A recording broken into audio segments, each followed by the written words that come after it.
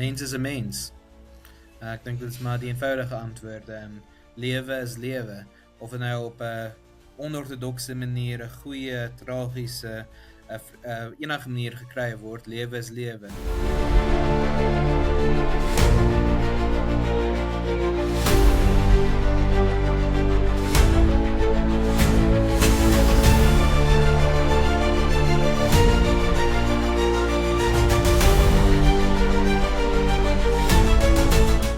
Wat ons vir iemand gesê is dat sou jy dit doen? Nee, dit is iets wat my mens baie pastoraal moet omgaan, dink ek. Sou mens dit doen? Dink ek, jy wil jouself die koste effektief wees en reg optree volgens die skrif, dat die mense net 2 op 'n slag doen en nie 10 nie, dat as albei suksesvol is, dat jy dan 'n tweeling het. Dat die mense nou nie sê, goed, ons gaan 10 doen, en dan vat al 10 en dan gooi jy 8 weg nie, of 9 weg nie, nee, maar die mense sê, ons trek vir onsself sinvolle grense.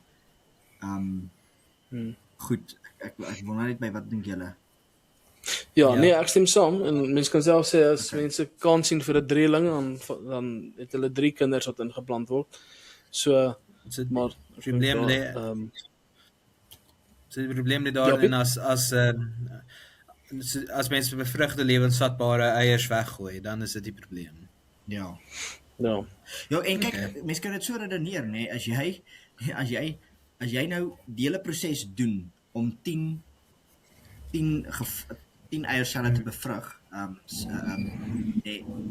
want jy soek daaruit lewe, jy soek daaruit 'n kind, en dat jy daardie argumentering weggooi en dit regverdig deur te sê, maar goed, ek soek net 1 van die 10 lewens, ek gaan die ander 9 weggooi, en dan maak jy dit nou onpersoonlik, jy sê, maar dis nie lewe nie, hulle is nog nie 'n kind nie, maar jy argumenteer in hierdie sin, maar hierdie gaan 'n kind word, nee, dan is dit ook inkonsekwent. Ek dink 'n mens moet dit ook net uitwys, so mense ook baie dikwels inkonsekwent daaroor dink, hoe jy vir jouself emosionele breek skep om dit vir jou beter te maak. Jy moet nie doen wat in essensie 'n vroeë abortus is nie. Ja, goed, nee, maar andersins kan ons net dan sê, baie welkom aan die luisteraars, vir die wat wonder waaroor ons praat. Ons praat vandag oor IVF, en hoe moet ons as Christene dan omgaan met hierdie, wat 'n sensitiewe saak kan wees. Ons baie mense wat graag kinders wil kry, wat IVF sien en dink dit is dan 'n goeie oplossing vir hulle probleme. En vandag praat ons saam met Teens De Bruin, Pieter Duisel en Alistair van Heerden, saam hier so by om die woord. Welkom julle. Dankie. Nou, ek dink, ek gaan net vir ons vinnig verduidelik wat IVF behels. Nou, die is wat ek van Google af gekry het. So, dit is die opgesomde weergawe van wat IVF of in vitro fertilisasie is. Dit is 'n mediese proses waar 'n eiersel buite die liggaam in 'n laboratorium met 'n spermsel bevrug word. Dit staan dan bekend as 'n sigoot. Hierdie sigoot word dan ingeplant in die vrou se bekken, en dan word hy daar toegelaat om verder te ontwikkel, in wat ons dan ken as 'n baba in die moederskoot van die ma.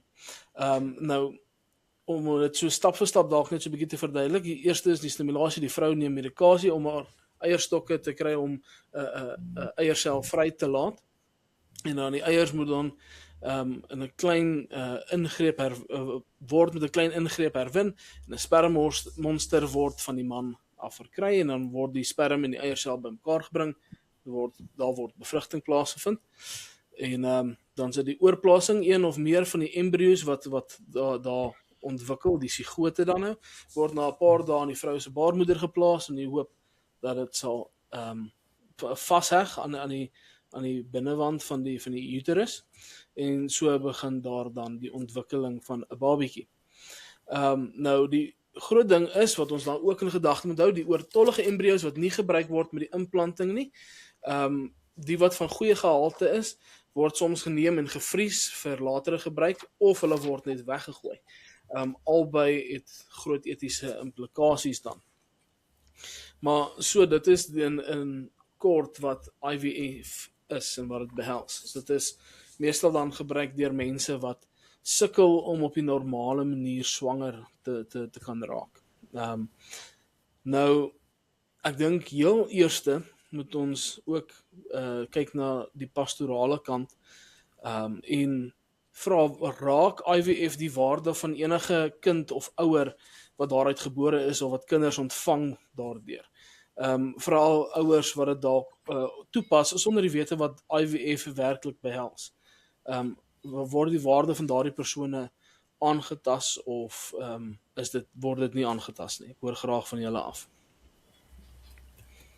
'n Mens is 'n mens. Ek dink dit is maar die eenvoudige antwoord. Lewe is lewe. Of dit nou op 'n onortodokse manier, 'n goeie, tragiese, enige manier gekry word, lewe is lewe. Selfs al is dit met surrogaatskap, iets wat nie op myns insiens ideaal is nie, dit bly lewe. So as mense as lewe waardevol is in God se oë, dan is IVF lewe ook waardevol. Ja. Ja, ek dink daar's ons 'n mooi gesprek wat eintlik gehou kan word aangaande die Here se soewereiniteit en regering, veral dan ook in goed wat dalk wat ons dalk so 'n bietjie as in 'n sin laboratorium of onnatuurlik in 'n sin is, waar dit nie in 'n natuurlike proses gebeur nie, maar dat die Here nog steeds die persoon die een is wat die persoon skape. Die Here is steeds die een wat daai kind al is hy deur IVF verwek en ontwikkel, dat die Here nog steeds die een is wat die persoon in mekaar weef daar in die moederskoot. Ek weet nie of enigiemand nog iets wil byvoeg daar nie. En net dat baie dinge wat lewe gee en lewe onderhou kan, en as jy dit IVF onnatuurlik kan noem, dan kan baie ander dinge ook onnatuurlik wees. Chemo is onnatuurlik, dit is 'n verlenging van lewe. Iemand op 'n masjien te sit is onnatuurlik, dit is 'n verlenging van lewe. Natuurlik moet jy nie te lank op 'n masjien bly nie, maar ja, as mense wil sê dat IVF is onnatuurlik en daarom nie goed nie, dan moet mense baie van die mediese dinge as onnatuurlik bestempel. Ja, en ons moet dan dieselfde dink van uitneem eet ook, nee, baie van dit is op onnatuurlike maniere gedoen, en tog hou ons baie daarvan om van dit te eet.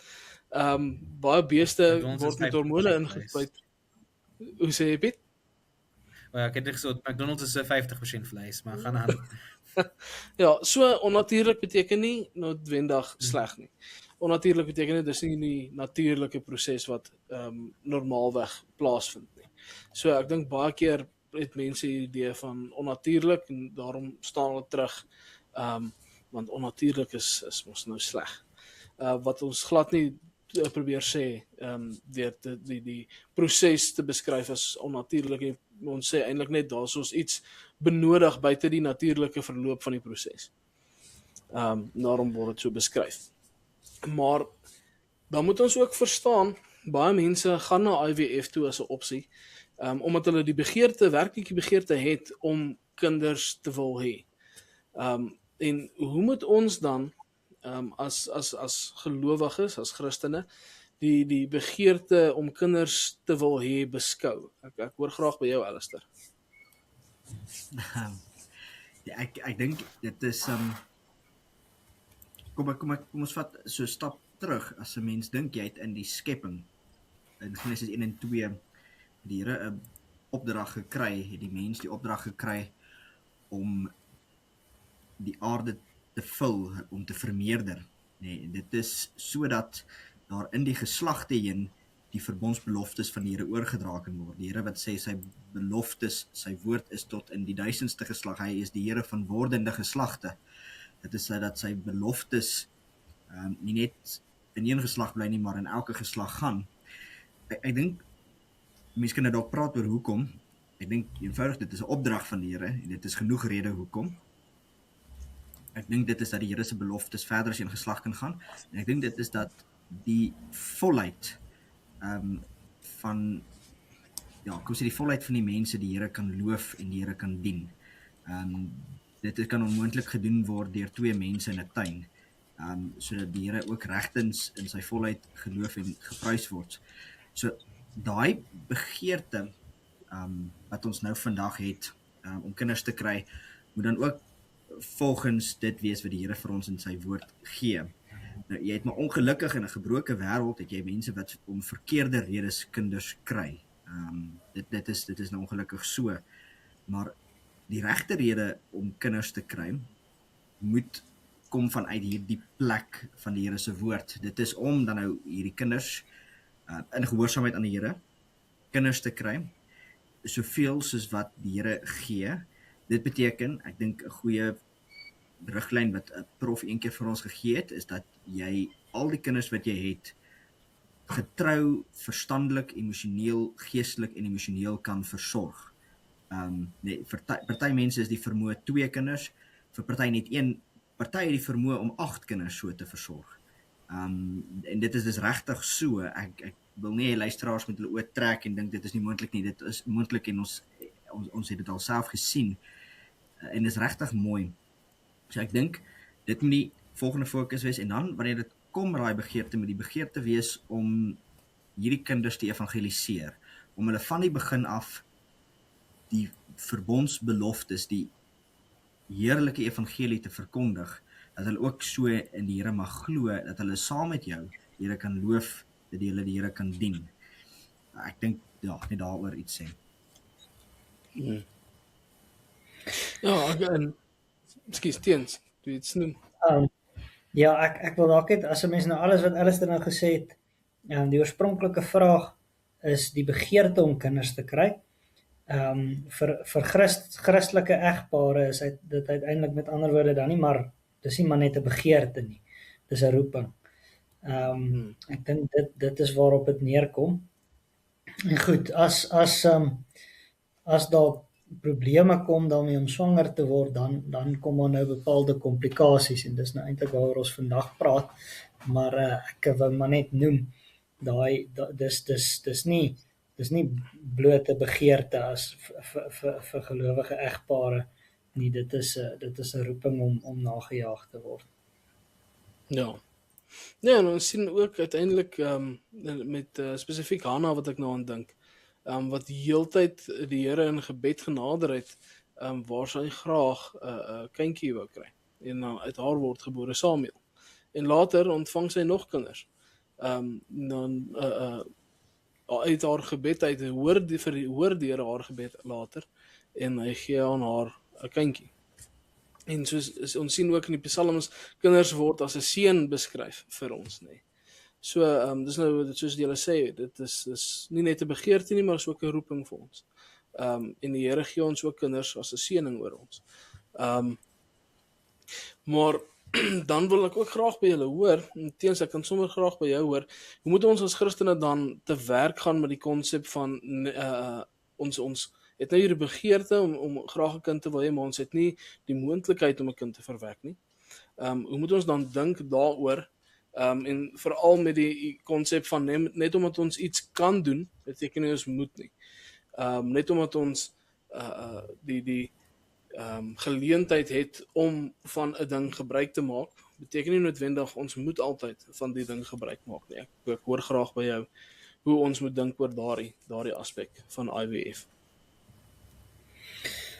Ek dink ja, 'n mens moet baie versigtig met IVF self omgaan, maar ek dink daarop sal ons nou ingaan, nê. Wat as ek 'n gelowige egpaar is en ek begeer van die Here kinders en hy gee nie vir my kinders nie?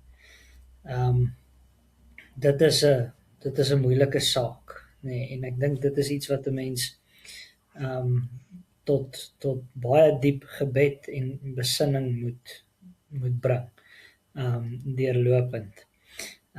Ek dink nie iemand wat nie natuurlik kan kinders kry, moet nou een of ander plan probeer maak om dit te doen met IVF nie. Net omdat dit kan, beteken nie dit moet nie. Nee, mens kan ook, dink ek, mens weet self van mense wat gesien het, maar goed, ons kan die IVF paadjie loop, maar ons gaan eerder berus in mekaar in daai sin, nee. Ons gaan nie die IVF paadjie loop nie. As die Here hierdie deur vir ons toegemaak het, dan gaan ons gaan ons dit so hou. Dis nie die enigste regte manier nie, maar dis 'n benadering wat 'n mens kan volg. Ek dink dit hang grootendeels af van ja, hoe jy dan nou met IVF sal omgaan as jy dit sal wil doen. So dit is inderdaad so, net omdat IVF 'n opsie is, beteken nie daai roete moet noodwendig gevolg word nie. 'n paar jaar gelede was IVF nie eers 'n opsie nie. En die gelowiges van 'n paar jaar gelede sou dan gewoon moes berus. En die feit dat die Here hulle nie dan nou die vermoë gegee het om kinders te kry nie. Ja, dis 'n moeilike saak. Ek dink die een rigting is om te berus, die ander rigting sal wees om IVF eties te gebruik. En ek dink ja, dis waarby ons nou eintlik wil uitkom. Ja, en as ons dan kyk na die etiese gebruik van IVF, is daar so 'n bietjie etiese komplikasie, veral wat ons nou van gehoor het, dat daar word eintlik klomp eierselle gevat, bevrugte eierselle of dan nou sigote, en van hulle word gevries, van hulle word ingeplant in 1 of 2 of 3, en dan maar mense doen normaalweg klomp op 'n tyd, en dan bære hulle die res of hulle verwyder dit, hulle vernietig dit, gooi dit weg. Dis baie keer wat gebeur. Nou is daar etiese vraag aangaande dit. Is dit dan reg dat dit gebeur? Is dit reg dat daar klomp eierselle gevat word, bevrugte eierselle, so as ons glo dat bevrugting, lewe begin by bevrugting of konsepsie, as ons die anglisisme wil gebruik, dan sê ons daardie is 'n kind wat gevries word of 'n kind wat vernietig word. So dit is dan die etiese implikasie wat daar te sprake kom in 'n saak van IVF. Hoe kan ons dan kyk om hierdie etiese dilemma te hanteer aangaande die gebruik van IVF, hoe ons dit kan reggebruik? Alistair, ek hoor graag by jou. Ja, nee, ek dink soos jy dit nou ook gesê het, ek meen sien die probleem so bietjie in die formulering, nee, dat jy nou op so desperaat raak dat jy sommer 10 pogings, jy het nou 'n woord gebruik vir wat dit genoem word, die bevrugting. Ja, soos jy het nou 10 pogings van bevrugting, vir 10 eierselle, en nou sit 'n mens met die onvoorspelbare, nee, nou sit 'n mens met dit wat 'n mens nie weet nie. Gaan al 10 van daardie eierselle bevrug word, of gaan net een bevrug word? Ek dink, dit is nie die onvoorspelbare wat as sulks, nee, of dit nou 1 of 10 gaan wees, die probleem is nie. Die probleem is, kom in by, dat sou al 10 bevrug word, hoeveel kinders wil jy hê? Wil jy al 10 hê? Of wil jy net 1 hê? En dan raak dit nou 'n bietjie riskant, want jy is nou besig om vir jouself 'n dilemma te verskep in hierdie hele benadering, en dit is daar die dilemma wat gebore word uit hierdie desperaatheid. Jy is so desperaat vir kinders, jy doen dit 10 keer, een slag en jy regkom, want dit moet een vat, en dan vat al 10, en dan sê jy, goed nee, ek soek net een. En nou moet mense mooi kyk waarvan praat ons, nee, ons praat hier van, jy het 'n eiersel gevat, jy het 'n spermsel gevat, daar's 'n bevrugting plaasgevind, nee, en jy weet daardie bevrugting gaan vir jou 'n kind, nee, gaan vir jou 'n kind in jou arms gee. Dit is hoe jy argumenteer, en dis hoekom jy deur die hele proses gaan. 'n Mens moet nou pas op dat jy nie daardie argument vergeet wanneer dit kom by die ander bevrugte eiers nie. Nee, so sou al 10 bevrug wees, dan moet jy weet dat daai is 10 kindertjies wat in jou arms is. Nee, dit is so goed as. Nee, dit is maar 'n belangrike ding wat 'n mens in ag moet neem. So daarom dat ons sê, goed, moenie 10 doen nie. Nee, moenie die proses 10 keer doen nie, of nie 10 pogings aanwend nie. Besluit met, dink ek, nee, hoeveel kinders is die man en die vrou gemaklik mee. Bedoelende, dit het ons vroeër gesê het, nee, hoeveel kinders kan jy verstandelik, fisies, geestelik, emosioneel versorg? Hoeveel kan jy versorg? Nee, wat is nou jou vermoë? As jou vermoë 1 is dit by verre die veiligste om 1 eiersel te vat en dit te bevrug. En nou is dit so dat die onvoorspelbaarheid kom nou weer hier ter sprake dat hy kan bevrug word of hy kan nie. En dan moet jy elke keer die proses oordoen. En daarom moet ek nou sê, maar goed, as jy vermoë 2 is, doen dan 2. En as al 2 vat, dan kan 'n mens baie bly wees. As net 1 bevrug word, dan het jy 1 gekry. Ek dink jy gaan min mense kry wat kan sien om dadelik 10 kinders te hê. Ek weet ook nie of dit moontlik is om 10 op een slag te hê, maar so ek sou sê om jouself te beskerm teen sonde, om nie 10 te vat en te bevrug nie, maar te sê 1 of 2 of selfs 3. Nee, jy kan selfs kans sien vir 3. Dit is ook goed. Dit is ook reg. Nou dit is so dit is, dink ek ons het 'n bietjie in ons voorbereiding gesê, al bevrug jy 1 of 10, die prys bly dieselfde. Wat dit nou duur storie maak is as daar die 1 misluk. En jy moet dit weer doen. Nee, dit is wat dit nou duur maak. Maar ek dink ook sodoende, nee, in gehoorsaamheid as gelowige is dit iets wat gepaard moet gaan met deurlopende gebed, aanhoudende gebed. Nee, daar waar jy werk net met die 1 eiersel, wat jy nou hoop en bid en vertrou bevrug sal word. Ek dink dit is iets wat met deurlopende gebed moet wees. Ek dink, ja, ek dink ek gaan daarby volstaan en vir Pieter en Teens kans gee. Ek het nou vinnig vir Google gevra, nie vir chat nie, want chat is cringe, maar ek het vir Google gevra, wat is die meeste kinders in een wat een vrou al gekry het op 'n slag en die kinders nog lewendig is, dit was 9, so net 'n fun fact. Jo. Maar maar dit is heeltemal buite die norm. So mens moet nie dit gebruik as hierdie gaan nou gebeur of maklik wees nie. Wat ek eintlik net wil sê, ek dink dit is al gesê, maar ek dink dit moet opgesom word. As IVF lewe is, maar 'n onkonvensionele lewe is, maar lewe is, dan is om bevrugte eiersel wat 'n kind kan word wat weg te gooi, dan is dit 'n onkonvensionele abortus, maar nog steeds 'n abortus. So jy moet dieselfde reëls toepas. Jy moet konsekwent werk.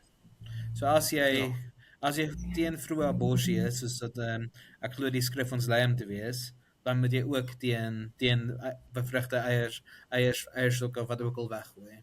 Ek gebruik nou al die verkeerde terminologie. Ja, ek wil net byvoeg by wat Pieter sê, dit wat mense nou sê, gaan vir enige luisteraar, selfs nog 'n luisteraar wat deur hierdie pyn gegaan het dat hulle nie kinders kan kry nie en hierdie met hierdie vraagstuk vroeg, nê, het jy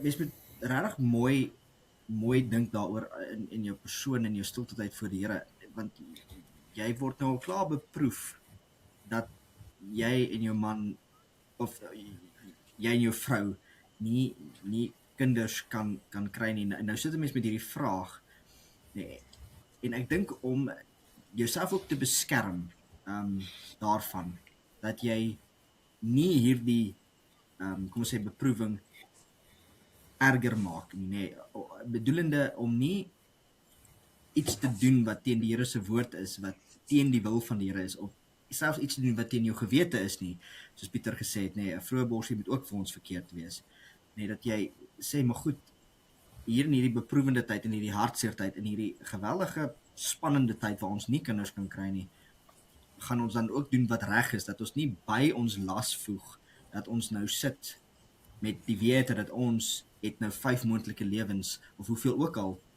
weggegooi nie.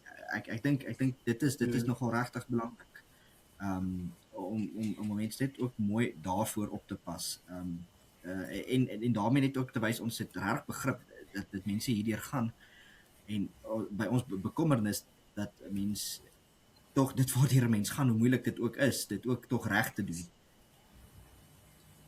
Ja, met dit dan genoem, nee, wil ek ook graag, sommer by jou hoor, Pieter, IVF was in die verlede nooit iets wat ons baie van gehoor het, en dit voel vir my al hoe meer word dit 'n gesprekspunt in ons lewens, waar mense wat ons ken, dit dalk al gebruik het, of ons hoor van mense wat dit gebruik en party van hierdie mense weet wat hulle doen en ander mense weet glad nie wat hulle doen deur IVF te gebruik nie. En die vraag is dan wat ek graag nie wil vra is hoe moet ons dan ouers en ook so die kinders ondersteun wat uit IVF gebore word en ouers wat selfs kundig of onkundig IVF gebruik. Hoe moet ons as kerk hulle bystaan, hulle ondersteun? Hoe moet ons hulle ook reghelp in hierdie proses wat hulle dalk deurgaan? Wel, met die kind hanteer jy hom soos dat hy asof hy 'n kind is.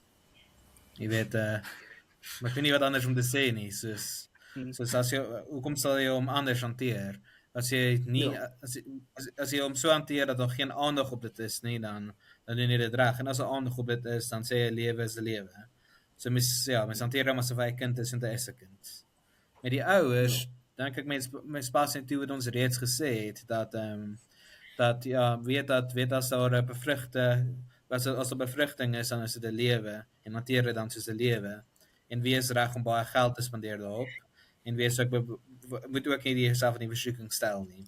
Ons het dit reeds bespreek, en dan hoekom sien mense dit meer, ek weet nie, as ek 'n raaiskoot moet aanwend, is dit omdat dit is 'n oplossing vir onvrugbaarheid, en alhoewel ons generasie, dis weet mense wat nou in hulle 20's is, wat pushing 40, vroeër trou as die vorige generasie, as die millennials, het die millennials ook begin later en later kinders kry, en hoe later jy kinders kry, moeiliker is dit om kinders te kry.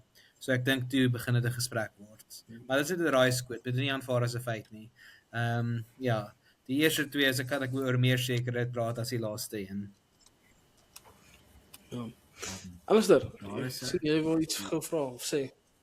Ja, daar's 'n oulike storie, dit laat my die vraag laat my daaraan dink, van twee boeties wat in graad 1 aankom. Die een verjaar in Februarie en die een verjaar in Maart, en die onderwyser vra toe nou vir hulle wie is toe nou die oudste. Een sê in Februarie, hy's 'n hele maand ouer as sy boetie. Die onderwyser verstaan toe nou nie hoe dit sin maak nie. Hy vra dit hulle selfde ma en pa, hulle sê ja, selfde ma en pa. Sy sê maar hoe werk dit? En toe sê die seentjies, nee, een van ons is aangeneem, maar pappa het vergeet wie.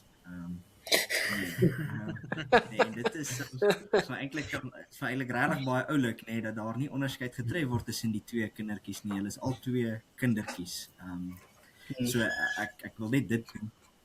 Ek dink skok net om by te voeg by jou vraag oor hoe mens die ouens begelei. Kyk, dit kan regtig wees dat daar nou iemand is wat hierdie kyk en hulle weet nie wat IVF gedoen het. Hulle is geseën met kinders, maar hulle weet nie hoe die proses gewerk het nie destyds.